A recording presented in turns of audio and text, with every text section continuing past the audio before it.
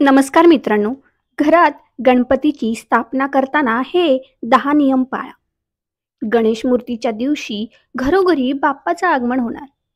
पण लाडक्या बाप्पाचं आगमन करताना गणपतीची स्थापना नेमकी कशी करावी? हे आज आपण जाणून घेऊया. 1. गणेश मूर्तीची प्रतिष्ठापना करताना दिशेची काळजी घ्या.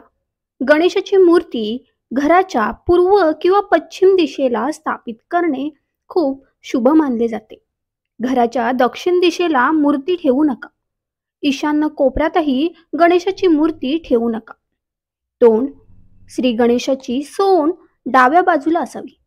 अशा मूर्तीची स्थापना केल्याने घरात धन, समृद्धी, शांती यांची कमतरता भासत नाही. 3.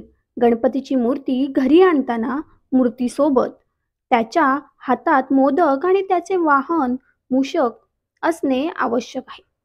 कारण मोदक हे गणेशाला अतिशय प्रिय आहेत. 4. गणपती बाप्पाची बसलेल्या स्थितीत असलेली मूर्ती सर्वात शुभ मानली जाते.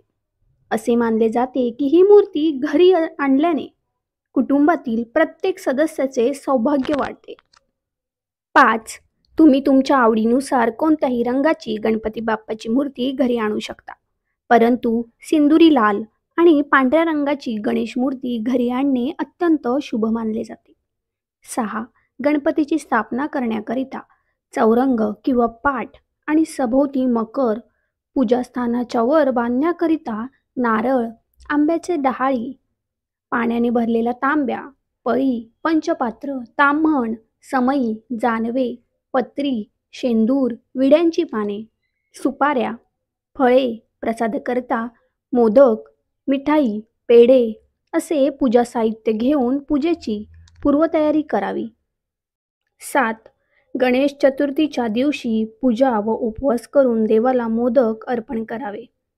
8. अशा गणेशाची मूर्ती स्थापन करू नका ज्यामध्ये त्याची सोंड उजव्या बाजूला असेल, कारण उजव्या बाजूला सोंड ठेवून गणपतीची मूर्ती पूजा करण्याचे विशेष नियम आहेत. 9. घरातील पूजेच्या ठिकाणी गणपतीची मूर्ती ठेवल्यास ती फार मोठी नसावी. घरात नेहमी छोटी मूर्तीच ठेवावी. 10. गणपती बाप्पाची प्रतिष्ठापना केल्यानंतर बाप्पा जेवढे दिवस राहतील तेवढे दिवस घरातील सात्विक अन्न खावे. मांसाहार करू नये. जोपर्यंत श्री गणेश तुमच्या घरात राहतात तोपर्यंत त्यांना दिवसातून किमान 2 वेळा नैवेद्य द्यावे.